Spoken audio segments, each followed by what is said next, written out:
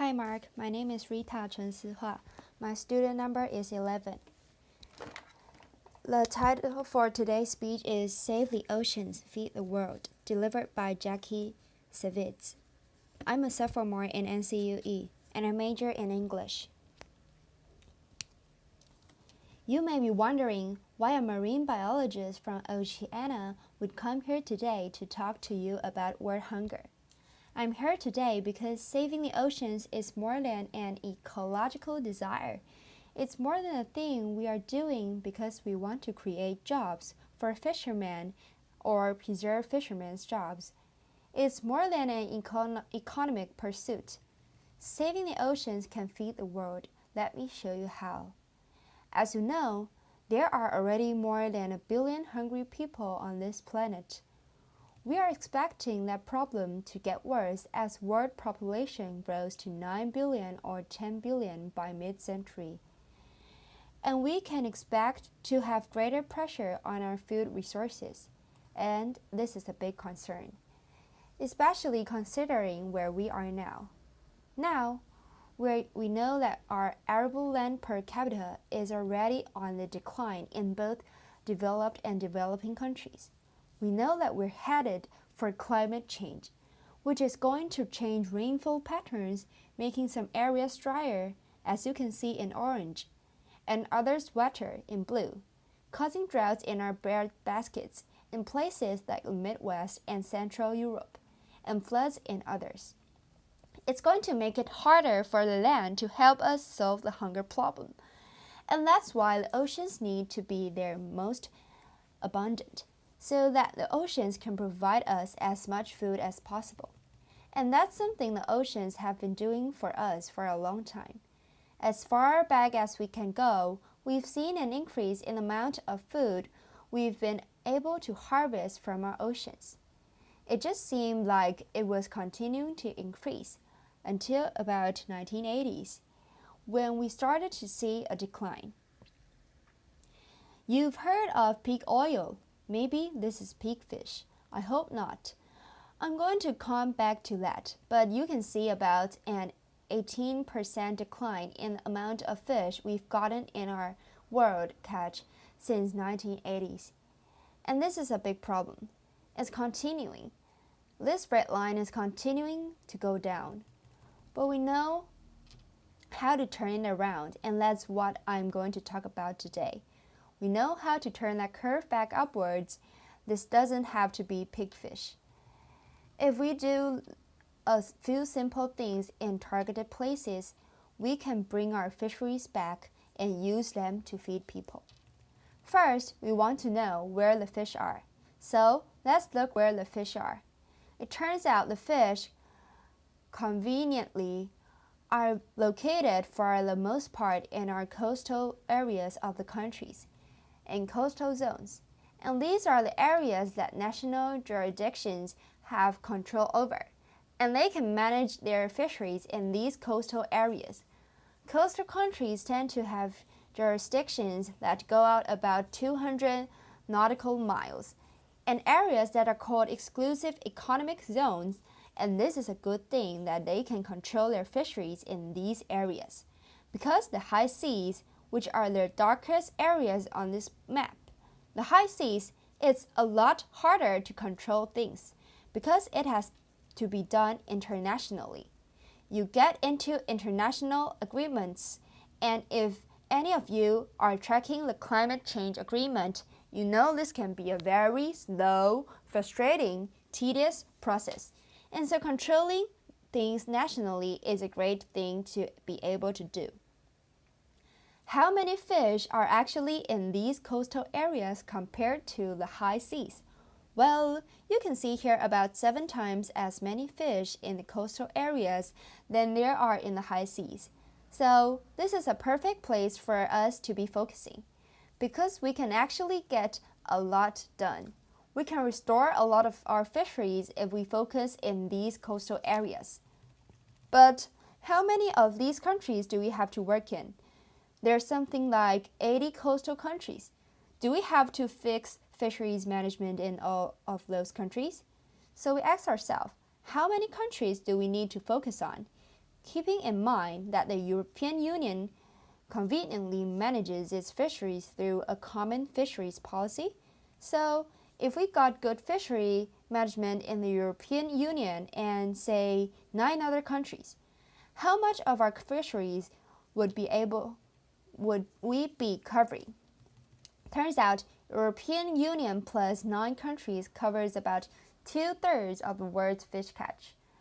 If we took it up to 24 countries plus the European Union, we would up to 90%, almost all of the world fish catch. So we think we can work in a limited number of places to make the fisheries come back. But what do we have to do in these places? Well, based on our work in the United States and elsewhere, we know that there are 3 key things we have to do to bring fisheries back. And they are, we need to set quotas or limits on how much we take. We need to reduce bycatch, which is the accidental catching and killing of fish that we're not targeting, and it's very wasteful. And 3, we need to protect habitats, the nursery areas, spawning areas that these fish need to grow and reproduce successfully so that they can rebuild their populations. If we do those 3 things, we know the fisheries will come back. How do we know? We know because we've seen it happening in a lot of different places. This is a slide that shows the herring population in Norway that was crashing since the 1950s. It was coming down, and when Norway set limits or quotas on its fishery, what happens?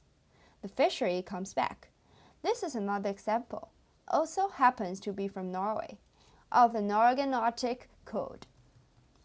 Same deal, the fishery is crashing. They set limits on discards. Discards are these fish they weren't targeting and they get thrown overboard wastefully. When they set the discard limit, the fishery came back. And it's not just in Norway. We've seen this happening in countries all over the world, time and time again. When these countries step in and they put in sustainable fisheries management policies, the fisheries, which are always crashing, it seems, are starting to come back. So there's a lot of promise here. What does this mean for the world fish catch? This means that if we take that fishery catch that's on the decline and we could turn it upwards, we could increase up to 100 million metric tons per year. So we didn't have peak fish yet. We still have an opportunity to not only bring the fish back, but to actually get more fish that can feed more people than we currently are now. How many more? Right about now, we can feed about 450 million people a fish meal a day based on the current world fish catch, which, of course, you know is going down. So that number will go down over time if we don't fix it. But if we put fishery management practices like the ones I've described in place in 10 to 25 countries, we could bring that number up and feed as much as 700 million people a year a healthy fish meal. We should obviously do this just because it's a good thing to deal with the hunger problem, but it's also cost-effective. It turns out fish is the most cost-effective protein on the planet. If you look at how much fish protein you get per dollar invested compared to all the other animals' proteins, obviously, fish is a good business decision. It also doesn't need a lot of land, something that is in short supply, compared to other protein sources. And it doesn't need a lot of fresh water. It uses a lot less fresh water than, for example, cattle, where you can have to irrigate a field so that you can grow the food to graze the cattle. It also has a very low carbon footprint.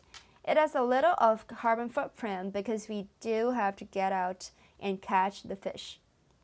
It takes a little bit of fuel, but as you know, agriculture can have a carbon footprint, and fish has a much smaller one, so it's less polluting. It's already a big part of our diet, but it can be a bigger part of our diet, which is a good thing, because we know that it's healthy for us. It can reduce our risk of cancer, heart disease, and obesity. In fact, our CEO, Andy Sharpless, who is the originator of this concept, actually, he likes to say, fish is the perfect protein. And he also talks about the fact that our ocean conservation movement really grew out of the land conservation movement. And in land conservation, we have this problem where biodiversity is at war with food production. You have to cut down the biodiverse forest if you want to get the fuel to grow the corn to feed people with.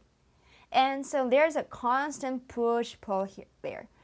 There's a constant tough decision that has to be made between two very important things: maintaining biodiversity and feeding people. But in the oceans, we don't have that war. In the oceans, biodiversity is not at war with abundance. In fact, they're aligned. When we do things that produce biodiversity, we actually get more abundance, and that's important so that we can feed people. Now, there is a catch. Didn't anyone get that? Laughter. Illegal fishing. Illegal fishing undermines the type of sustainable fisheries management I'm talking about. It can be when you catch fish using gears that have been prohibited. When you fish in places where you're not supposed to fish, you catch fish that are the wrong size or the wrong species.